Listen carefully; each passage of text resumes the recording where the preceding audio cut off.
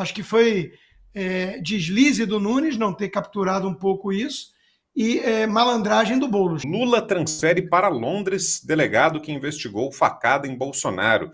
Presidente Lula determinou a transferência para Londres do delegado que investigou a facada em Jair Bolsonaro. É o delegado que foi responsável na Polícia Federal pelo caso Adélio Bispo, aquele que concluiu que Adélio agiu sozinho, que não teve nenhum tipo de financiamento ou tipo de colaboração, que ele agiu sozinho, foi um lobo solitário, e agora esse delegado da Polícia Federal ganhou do governo Lula, numa decisão publicada hoje no Diário Oficial, ganhou um cargo em Londres. Começar aqui contigo, Salles, que nos diz desse caso e muitas perguntas ainda em aberto, né, em relação a essa facada, esse atentado que sofreu o ex-presidente Bolsonaro. Parece ainda haver muitas lacunas nessa história, né?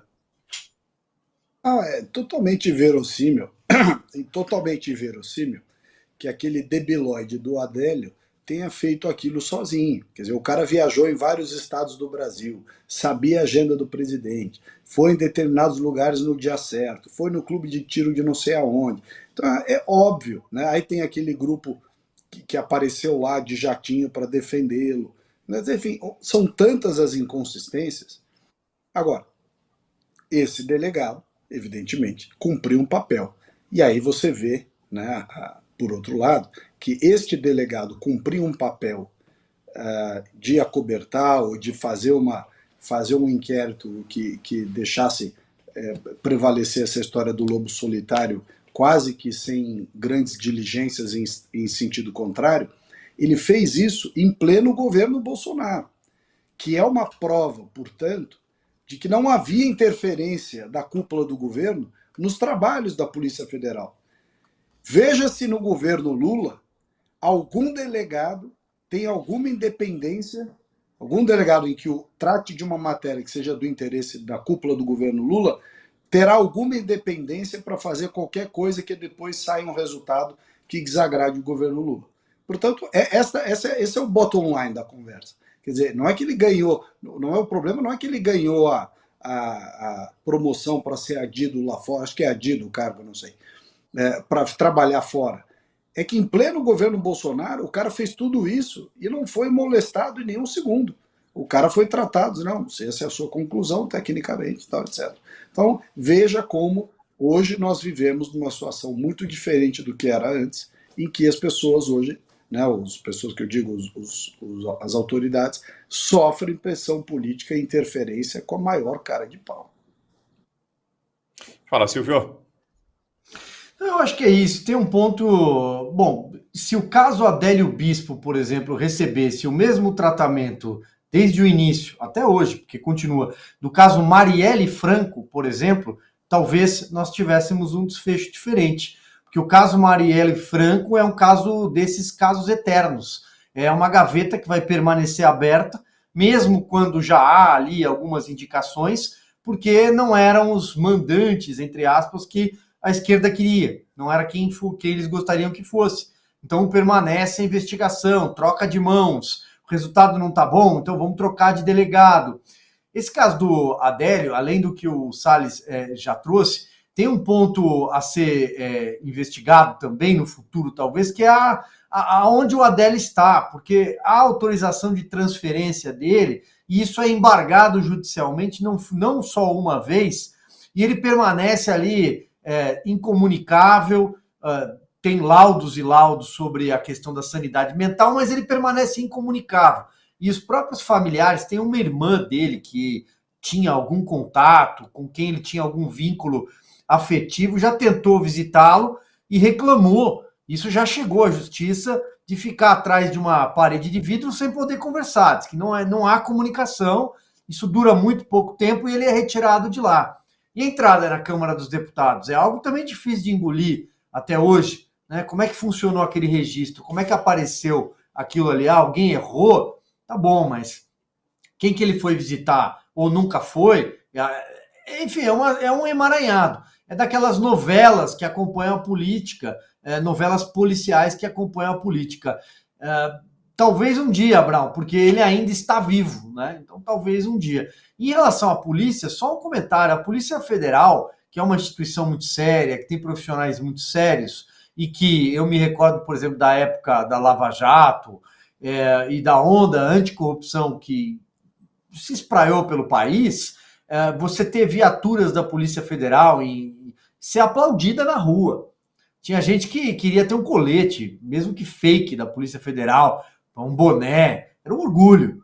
E hoje em dia a Polícia Federal foi transformada e instrumentalizada em polícia política, que está a serviço desse consórcio de poder formado pelo executivo. Flávio Dino montou isso. Eu me recordo de uma entrevista do Flávio Dino para o jornal O Globo, antes de assumir o cargo, ainda na transição de governo. Nessa entrevista, vocês podem procurar, ele diz assim, olha, o presidente Lula disse que era para eu cuidar das polícias. Antes de qualquer coisa, era para eu cuidar da polícia.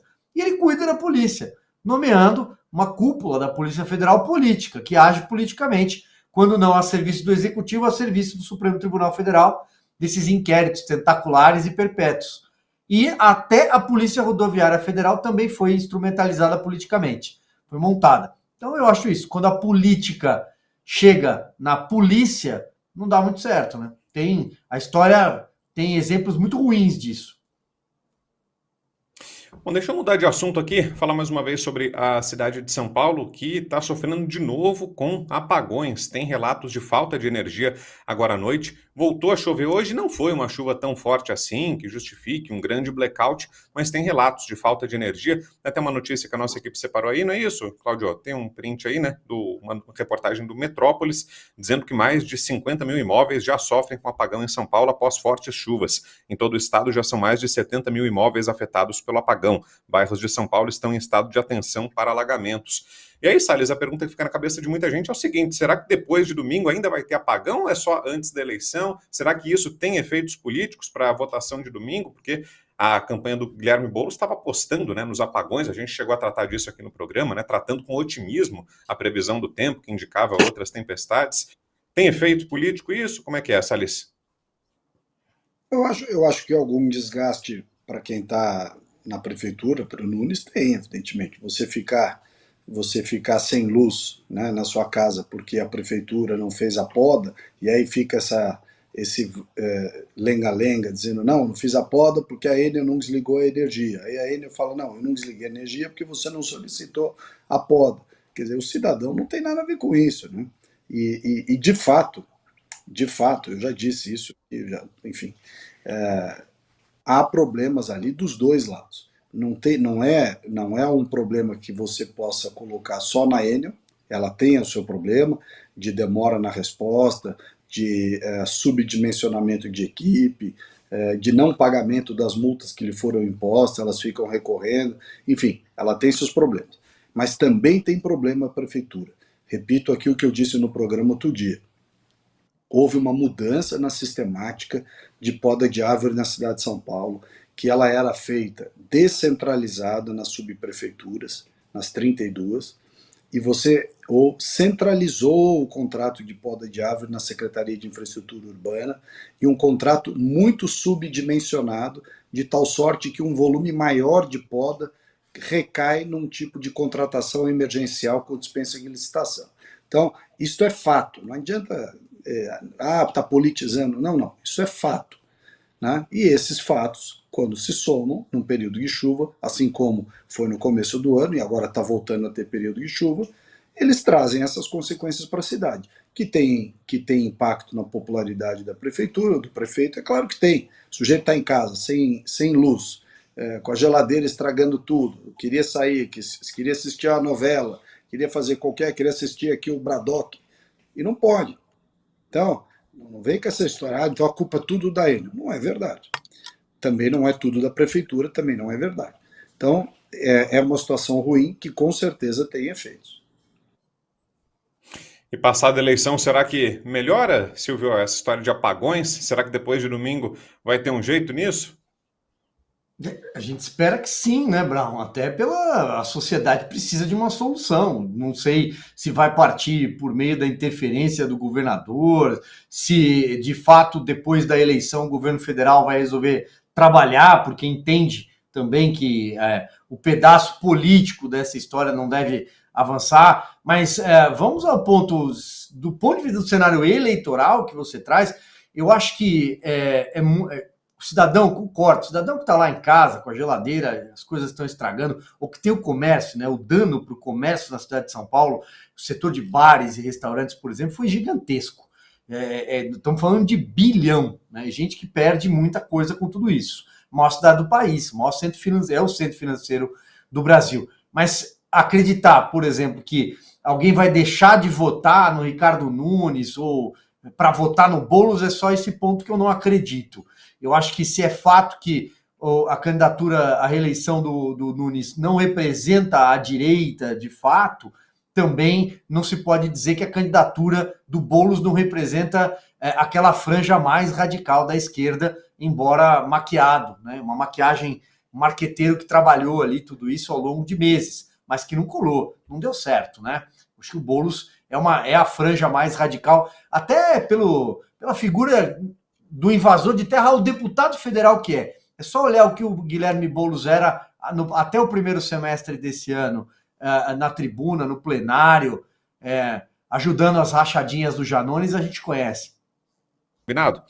Olha só, os membros dos 3 poderes, legislativo, executivo e judiciário, tiveram uma reunião nesta quarta-feira, aliás, para discutir a regulamentação das emendas parlamentares. Após o encontro de 1h30 de duração, ficou decidido que o Congresso vai debater e aprovar um projeto de lei complementar com o objetivo de dar suposta transparência a esses repasses, e que depois disso será reavaliada aquela decisão do ministro Flávio Dino, ele também participou desse encontro, que tinha travado a liberação de emendas. E aí, Silvio Navarro, quando vem essa expressão de comum acordo, negociação intermediada, harmonia entre os poderes, já se avizinha um mau presságio, viu, Silvio? E você, o que é que espera disso?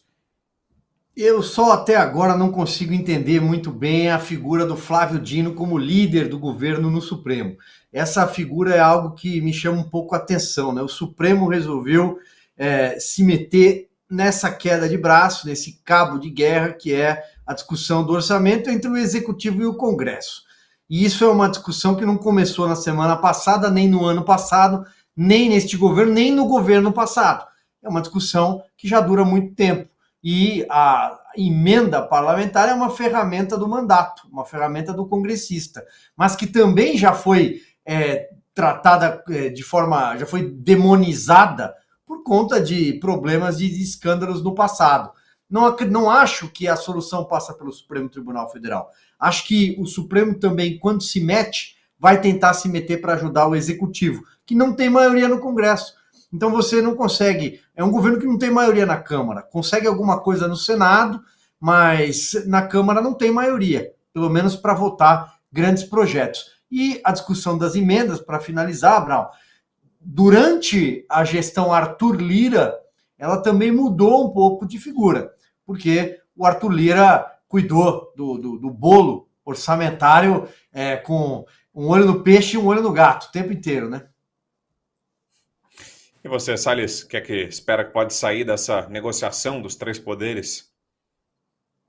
Veja só, é preciso diferenciar aqui quais são as emendas, né?